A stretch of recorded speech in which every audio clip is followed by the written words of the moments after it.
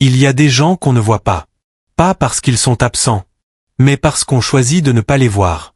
Ils sont là, tous les jours. Silencieux. Présents. Indispensables. Le chauffeur qui connaît tous vos trajets. La bonne qui touche à vos affaires les plus intimes. Le gardien qui observe vos allées et venues. On parle devant eux comme s'ils n'existaient pas. Unwrit. Unmeant. Uncomplete. Parce qu'après tout, ce ne sont que des employés. Ils ne comptent pas. Mais ce que beaucoup ignorent, c'est que ceux qu'on rend invisibles deviennent souvent les meilleurs observateurs. Et parfois, les plus dangereux. La villa des Landry, autrefois symbole de réussite et de prestige, était devenue un champ de ruines, invisible mais réel. Devant le portail électrique, des policiers montaient la garde. Des journalistes criaient, tentaient d'arracher des déclarations. Monsieur Landry. Une réaction?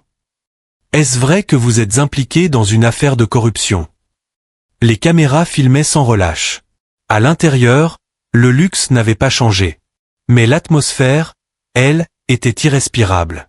Dans le grand salon aux murs décorés d'œuvres coûteuses, la famille Landry était réunie.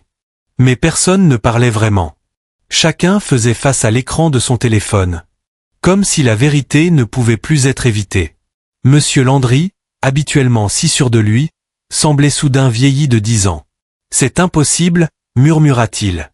Ses mains tremblaient. Madame Landry pleurait en silence. Son image parfaite venait de se fissurer sous les yeux du monde entier. David, leur fils, faisait les 100 pas. On doit trouver qui fait ça. On ne peut pas laisser passer ça. Esther, elle, restait immobile. Ses yeux fixaient le vide, comme si elle savait déjà que tout était perdu.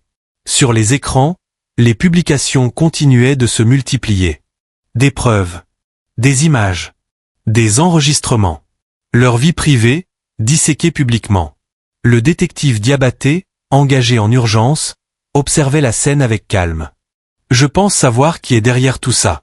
Le silence tomba brutalement. Qui? Demanda M. Landry. Votre ancien chauffeur. Richard Boira. Le choc fut immédiat. C'est absurde. Il est mort. Justement, répondit le détective. C'est ce qui rend son plan aussi efficace. Richard Boira avait travaillé 15 ans pour eux.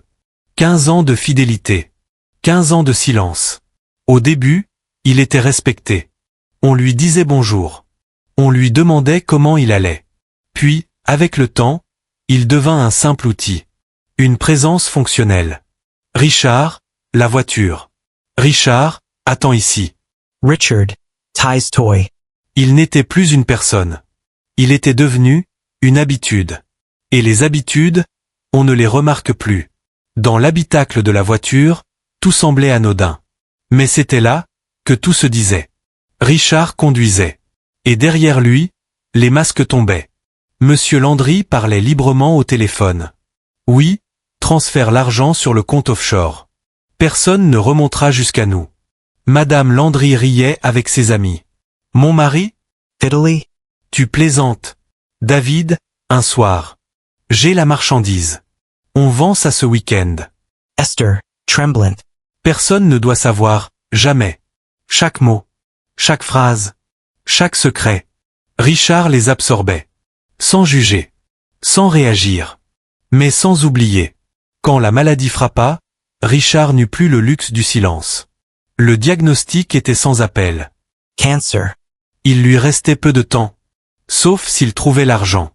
Alors, pour la première fois en 15 ans, il demanda. Pas de cadeau. Juste un prêt. Mais ce qu'il reçut, ce n'était pas un refus. C'était du mépris. Un rire. Un regard froid. Une humiliation. À cet instant précis, quelque chose se brisa définitivement en lui. Richard n'était pas impulsif. Il était méthodique. Depuis des années déjà, il enregistrait. Discrètement. Pédiament. Il ne savait pas encore pourquoi. Mais il savait que ça servirait. Après son humiliation, tout devint clair. Il ne voulait pas les attaquer. Il voulait les révéler. Avec l'aide de son neveu, il mit en place un système redoutable. Des comptes anonymes. Des serveurs sécurisés. Une publication automatique. Un secret par semaine. Même mort. Il continuerait à parler. Quand le premier scandale éclata, ce fut un choc. Mais il pensait pouvoir contrôler la situation. Il se trompait. Chaque semaine, un nouveau coup. Plus violent. Plus destructeur. Jusqu'à ce que tout s'effondre. La justice, la vraie, ne venait pas d'un tribunal. Elle venait de leurs propres paroles. Dans la vidéo finale, Richard regardait droit dans la caméra. Vous pensiez que je n'étais rien. Un silence. Mais ceux que vous ignorez, voient tout. Et un jour, il parle. 2 ans plus tard, une autre famille. Une autre villa. Un nouveau chauffeur. Ismail. Calme. Discret. Parfait. Un jour, seul dans la voiture. Il regarde son téléphone. Une application tourne en arrière-plan. Enregistrement actif. Des dizaines d'heures déjà stockées. Il sourit légèrement. Parce que certaines histoires ne sont pas des exceptions. Elles sont des cycles. Ne méprise jamais ceux qui te servent. Parce que la vraie puissance n'est pas toujours visible. Et parfois, ceux qui parlent le moins sont ceux qui savent le plus. Merci d'avoir suivi cette histoire. Si elle vous a fait réfléchir sur la façon dont vous traitez les autres, abonnez-vous, likez et partagez-la. À très bientôt pour la prochaine histoire.